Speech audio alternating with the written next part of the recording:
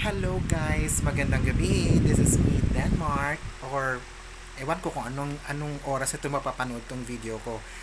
Gabi ba o umaga ba sa inyong time. So, sasagutin ko or itatalakay natin kung bakit nga ba tayo bumibili ng ginto, bakit tayo nag-i-invest sa ginto, maganda bang investment yung ginto, bakit nga ba tayo mga Pinoy napakahilig natin sa ginto? Okay, sasagutin ko yung mga rason o mga dahilan based on my opinion or based on my own perspective kung bakit. Kasi kadalasan sa mga office mate ko, mga workmates ko or mga friends, even close friends and families also asking me, bakit ka bumibili ng ganito? Bakit napakahilig mo? Bakit ka nag-i-invest sa ganito? Ito kasi yung dahilan ko kung bakit. May mga rason kasi ako kung bakit gusto kong bumili ng ganito o bakit ako nag-i-invest sa ganito. Una, ang nakikita kong rason is for emergency purposes. Pangalawa, this is a safe investment na is where magagamit mo, makikita mo, nahahawakan mo, nasusuot mo yung pinaghirapan mo. That's my two biggest reason kung bakit bumibili ako ng ginto. Depende naman sa inyo kung anong dahilan kung gusto nyo bumili ng ginto. Kasi kanya-kanya tayo, marami tayong dahilan, marami tayong opinion. Pero based on my opinion, yun, for emergency. Number one talaga is for emergency. Number two is nahahawakan mo, nasusuot mo, nagagamit mo, at higit sa lahat, tumataas yung value sa katagalan. Kasi ibang mga investment kasi, okay naman yung ibang investment like stocks, like cryptocurrency, or ano pa ba yung mga klase ng investment na gusto nyong pasukin. Okay naman yun. Wala naman yung problema. Kaso lang, yung risk. Meron kasi tayong risk na tinatawag. So, okay. Yung ginto, bakit napakadaming tumatangkilik sa ginto? Tayong mga Pilipino, usually napakahilig natin bumili. Napakahilig natin maakit, ma-impress kapag nakakita tayo, wow, ang kinang, ganon, ginto, ganyan. Okay, bibigyan ko kayo ng isang example. Like yung subasta sale ng Palawan at saka yung Cebuana. Sa Cebuana na lang tayo. Yung subasta sale sa Cebuana kasi ngayon, June 12 ngayon, Independence Day, meron kasi silang offer na 10% na promo or 10% discount doon sa Cebuana store. Nag-sale kasi sila ngayon. Diyos ko day, ang daming namimili. Parang hindi ka makakasiksik doon sa dami nila. Marami kasi, ewan ko, siguro nasa genes na natin yon na parang ang hilig natin sa ginto. Okay? So, bibigyan ko kayo ng mga example na bakit maganda yung pag-i-invest sa ginto. Kasi eto, based on my experience, ibabase ko lang ito sa naging experience ko. 2023 November, last year, nagsimula akong bumili ng ginto. Hindi ko suot ngayon yung isa kong ring. Pero kasing ano nito, magkasing mukha nito ng ring na to. This is 21 karat. Ano ito? 5.85 grams. Ito. Parang magkasing ganito yung ring na nauna kong nabili noong November 2023. Ito, binili ko ang ring na to, this is I think early of this year 2024, January 23, binili ko ito sa subasta. Hindi pala ito subasta, papel de ahensya pala ito. Bumili ako ng papel de ahensya, tas ako yung tumubos doon sa itong gold na to, itong gold ring na to. Alam nyo, nung tinubos ko to nung January this year lang, 2023, ito yung horse design. This is 5.85 grams na 21 karat na horse design. Ang total na nabili ko dito, natubos ko dito is I think nasa 22,000, mahigit 22,500. Tas i-add ko yung 1,000 na presyo ng resibo o papel de ahensya. So, kung susumahin natin, nasa more or less mahigit 23,000 ito nung total na kabuang presyo niya. Noong January 2024 this year lang. Ngayon, ano tayo ngayon? June. Pina-appraise ko siya. Alam nyo magkano yung appraise? Nakakagulat. In-appraise ito ng 25,000. Biruin nyo. In-appraise ito ng 25,000 sa Cebuana na pinagtanungan ko kanina. Sabi ko, nagulat ako, oh my God, ilang buwan lang, January, February, March, April, May, June, kumita na ako ng more or less mahigit 1,000. Diba? So, napakaganda siya kasi umaakyat yung value niya in a short period of time. Kasi, hindi naman lahat ng investment madalian. Kasi it takes time. Especially ito, it takes time yung alahas para mag-earn. Pero you have the assurance na tataas talaga yung presyo ng binili mong ginto sa katagalan ng panahon. So, biruin mo. Pag ako nag-invest ako ng marami nito, 2 to 3 years from now, bawi ko na yung puhunan ko, plus kumita pa ako.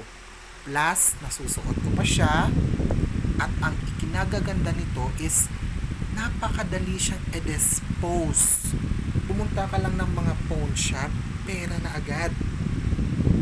Hindi ko naman sinasabi na yung ibang investment hindi maganda, pero depende kasi sa tao yan, kung saan tayo yan. Kasi may marami namang tao na hindi sila hilig sa alahas. Kasi yung pag-aalahas kasi is nakadepende kung anong hilig mo, or hilig mo ba talaga, or mas nagugustuhan mong mag-ipon ng maraming alahas, or hindi mo lang talaga type. Marami kasi tayong mga reason. So, for me, binigay ko na example sa inyo, kumita na ako na more or less mga mahigit 1,000 sa loob ng more or less 3 to 4 months. Tapos, kasi nagne-negosyo kasi ako, nagpapautang kasi ako ng pera doon sa mga trusted friends ko, at saka sa mga kilala ko, nagpapautang din ako ng pera. Matagal na silang umutang sa akin. So, ang ginagawa ko, naipupuhunan ko yung mga alahas ko, na isasangla ko sila, tapos natutubuan ko yung pera na sinanla ko na pinapahiram ko sa kanila. So, yun, kumita ako habang tumataas yung presyo niya sa katagalan ng panahon na sinusuot ko siya. Tapos, bigyan ko kayo ng isang example ha. Isa pang example. May friend kasi ako. Workmate ko siya dati nung nagtatrabaho pa ako sa isang private company office din. Accounting office din. Bumili siya ng gold way back 2017. Yung binili niya is yung necklace na I think 18 karat yun.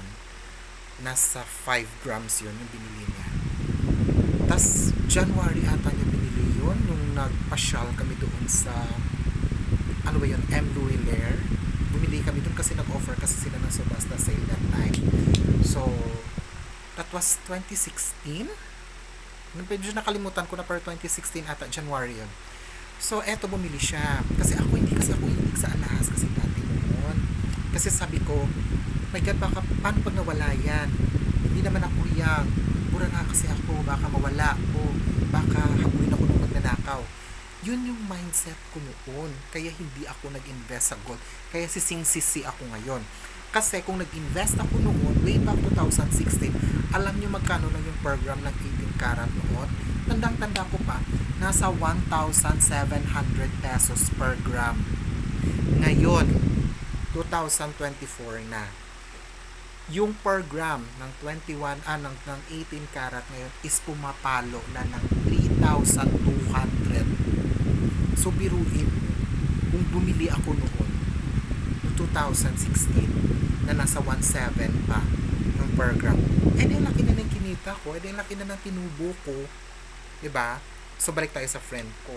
Yung January, binili niya yon yung necklace, kasama pa kami nun. Sabi, samahan mo ako, bili tayo ng kasi may subasta sila. Sabi ko, hilig-hilig mo talaga sa mga alahas mo. Paano pag nawala yan? Paano pag ninakaw yan? Paano pag inold up ka? Sabi niya, naku, ang negative talaga ng isip mo. Hindi ka talaga aasenso niyan. Sabi niya na ganun sa akin. O ako sa'yo bibili ka. Kasi para yung ipon mo, may silbi at saka nasusuot mo at sa katagalan ng panahon, tumataas yung presyo. Eh hindi ako nakinig. Kasi yung mindset ko nga sarado. Sabi ko, my God, bakit ako mag-i-invest niyan? Paano pag nawala yan? Edi, syunga-syunga naman ako. Diba? So, yun, bumili siya nung January ata yun. Kasi, nag-release kami ng 13th month pay namin. Inipon niya, hindi niya ginasta, tapos doon in-invest sa ganito.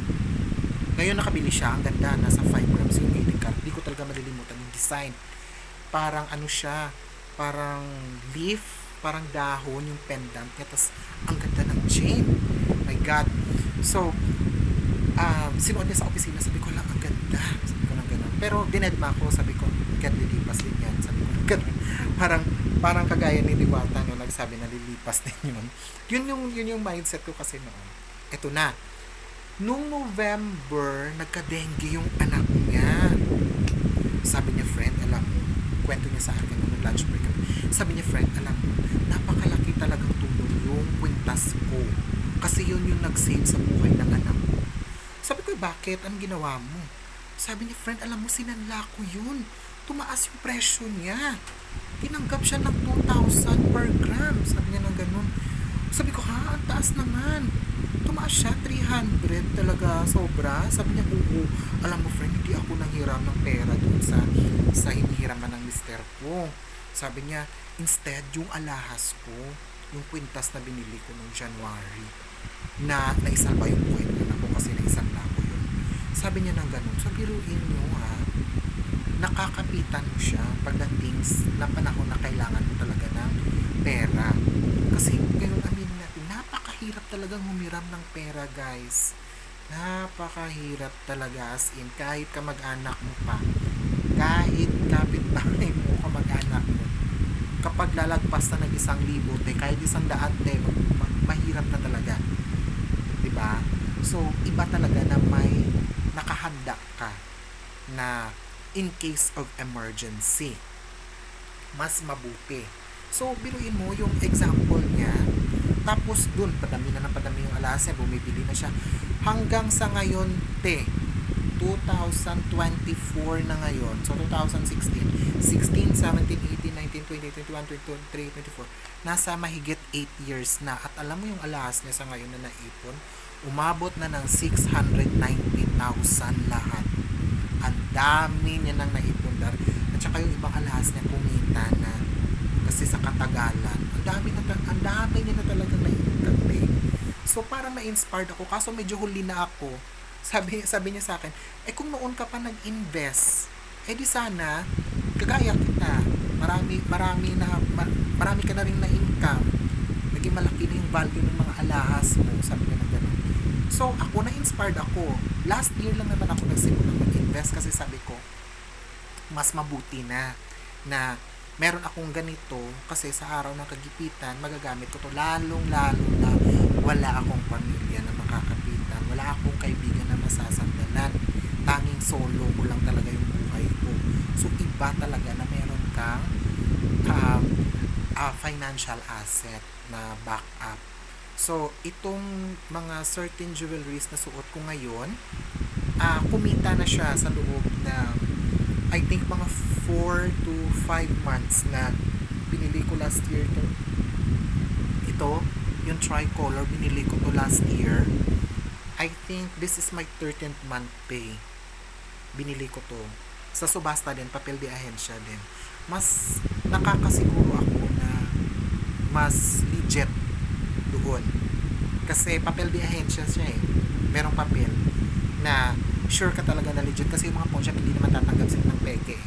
Ayaw nilang masira yung negosyo nila. So, yun, binibenta nila yung resibo na ayaw na nilang tubusin at ikaw yung tutubos. Yun yung sistay ng papel de ahensya. So, kunyari, ito, yung papel de ahensya nito nasa, ano ito, 21 karat kasi ito eh, 8.6 grams. 21 karat, 8.6 grams. I think yung papel de ahensya nito noong November, December ata ito last year. Binili ko, nasa ano siya, nasa 28,000 ito yung papel de ahensya plus 2,000 ba yun yung papel de ahensya na binili ko. Yung tutubusin ko yung sangla nito 28, tapos yung papel de ahensya na binenta sa akin yung resibo sa buwan na kasi ito nasa 2,000. So ang presyo nito is more or less nasa 30,000 siya lahat, kabilang na doon o ito total mo doon, isasama mo yung presyo ng papel de ahensya. So mga 30,000 ito. Ngayon pina-appraise ko siya ngayong araw na to kasi lahat sila ng mga suot ko na alas na to pinapa-appraise ko talaga sila.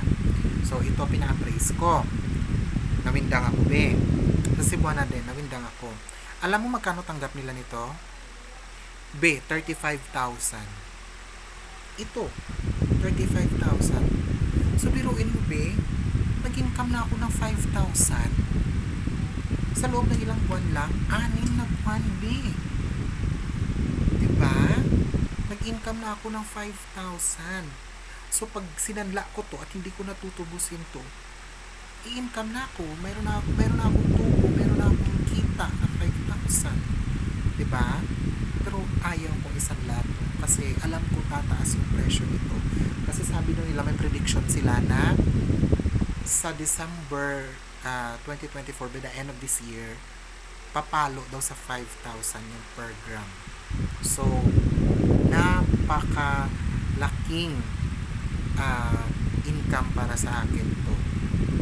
So, ano naman yung mga risk? Kasi sa bawat investment, meron tayong risk na tinatawag. What do you mean risk? Ano yung mga posibleng haharapin mo na problema sa pag-i-invest ng alahas? Meron tayong dalawa. Based sa opinion ko, meron akong dalawa. Una, yung security, yung safety ng alahas mo is napaka-importante. B, sa hirap ng panahon ngayon, yung tao, alam mo naman, willing silang magnakaw, B. So, ingatan mo yung alahas mo kasi yung tao ngayon sa hirap ng buhay, willing pumatay para magnakaw lang. Yun yung number 1 na risk. Pangalawa, yung pagpapa-appraise or yung pagsasanla.